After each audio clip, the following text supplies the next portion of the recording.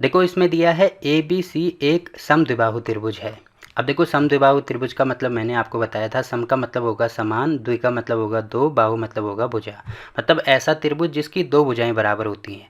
और इसमें दिया है कौन सा त्रिभुज है, वो ए बी सी, जो कि आपको यहाँ पे दिख रहा होगा ए बी और सी। ठीक है, अब देखो इसमें कौन कौन सी भुजाएं बराबर हैं ये हमें दिया है, जिसमें ए बी बराबर ए सी, मतलब ये वाली जो भुजा है वो इस वाली भुजा के बराबर है। ठीक है, तो पहली चीज़ तो ये हमें दी है। आगे दिया है भुजा बी ए, तो भुजा बी ए मतलब बी ए ये वाली भुजा, बी ए बिंदु डी तक इस प्रकार बढ़ाई गई है, बी ए बिंदु डी तक इस प्रकार बढ़ाई गई है कि ए डी बराबर ए बी, ए डी बराबर ए बी, मतलब ये वाली भुजा और ये वाली भुजा भी आपस में बराबर है। तो देखो कहने का मतलब ये है कि ये तीनों भुजाएं आपस में बराबर होंगी। जैसे अगर ये वाला 5 सेंटीमीटर है तो ये हमें दिया है ना कि ये दोनों बराबर हैं, तो ये 5 होगी तो ये भी 5 सेंटीमीटर होगी। अब क्वेश्चन में ये भी हमें दिया है कि ये वाली भुजा और ये वाली भुजा बराबर है, तो ये देखो 5 हमने मानी है तो ये भी कितनी हो जाएगी, 5 हो जाएगी। तो देखो सारी भुजाएं आपस में बराबर होगी, मतलब ये तीनों भुजाएं। ठीक है, अब इसमें आगे दिया है, देखिए आकृति 7.34, आकृति 7.34 इसमें आपको दिख रहा होगा। अब हमें दर्शाना क्या है, दर्शाइए कि कोण बी सी डी, कोण बी सी डी, मतलब ये वाला जो पूरा कोण है ये, इस कोण को हमें क्या शो करके दिखाना है, समकोण। समकोण का मतलब होता है 90 डिग्री, तो ये वाला जो कोण है इसको हमें 90 डिग्री के बराबर शो करके दिखाना है। तो कैसे हम दिखाएंगे, देखो सबसे पहले तो त्रिभुज हमें ये वाला दिया है ए बी सी।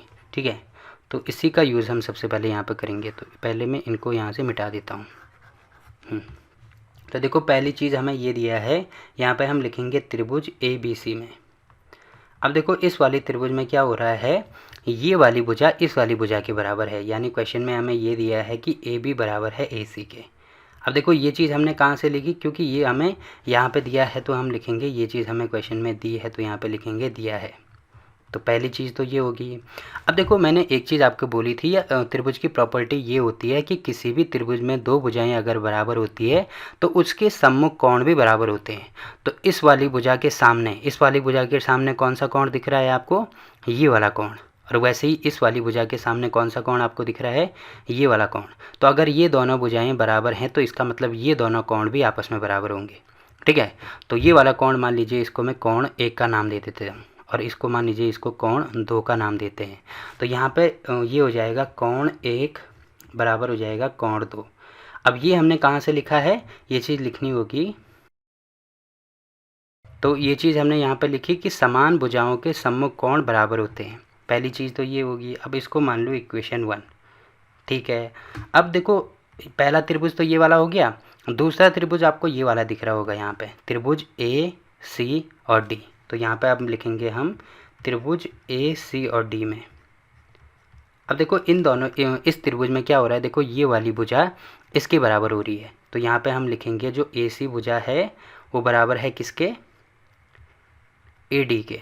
ठीक है, ये हमें कहाँ से पता लगा, ये हमें यहाँ से पता लगा क्योंकि क्वेश्चन में हमें ये दिया था पहले कि ये वाली भुजा और ये वाली भुजा आपस में बराबर थी, उसके बाद ये वाली भुजा और ये वाली भुजा आपस में बराबर थी।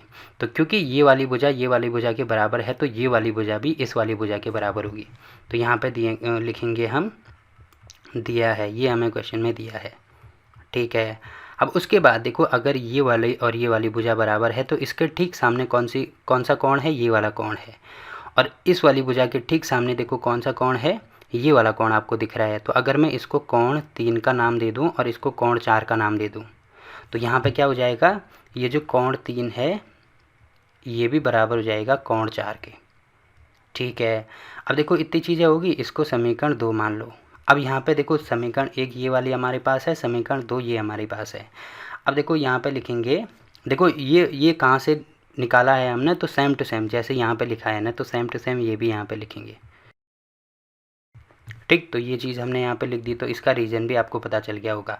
अब यहाँ पे लिखेंगे समीकरण 1 प्लस समीकरण 2, समीकरण 1 प्लस समीकरण 2। अगर समीकरण 1 और 2 को हम आपस में जोड़ते हैं तो क्या हो जाएगा, समीकरण 1 में आपको यहाँ पे दिख रहा होगा इसके लेफ्ट हैंड साइड में कोण 1 है, ठीक है, और इसके लेफ्ट हैंड साइड में कोण 3 है, तो ये आपस में जुड़ जाएंगे बराबर। वैसे ही इसके लेफ्ट हैंड साइड में कोण 3 है और इसके लेफ्ट हैंड साइड में नहीं, सॉरी, राइट हैंड साइड में कोण 2 है, यहाँ पे कोण 2 है, सॉरी, ठीक है, ये कोण 2 है और यहाँ पे कोण 4 है, तो ये हो जाएगा कोण 4। तो ठीक है, अब इसमें देखो कोण 1 और 3 कहाँ पे है, कोण एक ये है, कोण 3 ये है, तो इनको आपस में जोड़ा गया है, तो जोड़ने का मतलब ये पूरा आ जाएगा ना।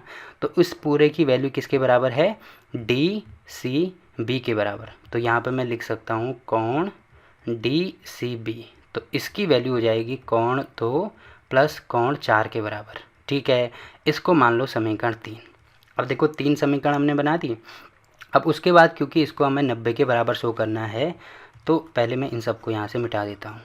देखो केवल कोण यहाँ पे रहने चाहिए, बाकी मैं सब चीज़ मिटा दूंगा। ये हमने माना था कोण 2, ये वाला था हमारा कोण 1, ये वाला था कोण 3 और ये वाला था कोण 4। ठीक है, अब अगर मैं त्रिभुज, ये जो बड़ा वाला त्रिभुज है इसको ले लूँ, कौन सा, बी डी सी, तो यहाँ पे लिखेंगे त्रिभुज बी डी सी में। अब इसमें क्या होता है, त्रिभुज के अंतःकोणों का योग आपको पता है ना 180 डिग्री के बराबर होता है। तो यहाँ पे लिखेंगे त्रिभुज के अंतःकोणों का योग, अंतःकोणों का योग बराबर होता है 180 के बराबर। इसीलिए अब इस त्रिभुज के अंतःकोण कौन कौन से हैं, पहला कोण तो ये वाला है, दूसरा कोण ये वाला है, तो यहाँ पे मैं लिख भी देता हूँ। पहला यहाँ पे लिखेंगे कोण 2 प्लस दूसरा है ये वाला कोण 4। ठीक है, और तीसरा है ये पूरा, तीसरा ये पूरा होगा ना क्योंकि बड़े वाले त्रिभुज की बात हो रही है। तो ये पूरा जो कोण है ये है डी सी बी, तो यहाँ पे लिखेंगे कोण डी सी बी बराबर हो जाएगा किसके, 180 डिग्री के बराबर। अब एक चीज़ आपको दिख रही होगी कि कोण 2 और कोण 4, कोण 2 और कोण 4 की वैल्यू किसके बराबर है, कोण डी सी बी के बराबर है। तो इन दोनों के बदले में यहाँ पे लिख सकता हूँ कोण डी सी बी प्लस, अब यहाँ पे ये डी सी बी पहले से था तो ये हो जाएगा डी सी बी है ये। ठीक है, ये हो जाएगा 180।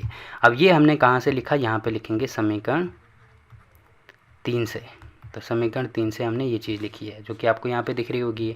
अब देखो डी सी बी 2 बार आ रहा है, तो जैसे कहीं पे 2 बार कोई चीज़ आती है, जैसे a प्लस ए आ गया तो इसको 2a लिखते हैं ना, तो वैसे ही इसको लिख सकते हैं 2 कोण डी सी बी बराबर हो जाएगा 180 के। अब 180 को नीचे लेके आओ तो कोण डी सी बी, इसकी वैल्यू हो जाएगी 180/2, तो 2 से काटेंगे यहाँ पे हो जाएगा 90। तो कोण डी सी बी की वैल्यू जो है वो हमारे पास 90 डिग्री आ जाएगी। ठीक है, और यही शो करके हमें यहाँ पे दिखाना था कि ये समकोण है, मतलब 90 डिग्री के बराबर है। तो ये हमने यहाँ पे शो करके दिखा दिया। ठीक है, अब देखो इसमें किसी भी स्टेप में अगर आपको कोई दिक्कत आती है तो आप कमेंट करके पूछ सकते हैं। तो यहाँ पे क्वेश्चन नंबर 6 कंप्लीट होता है।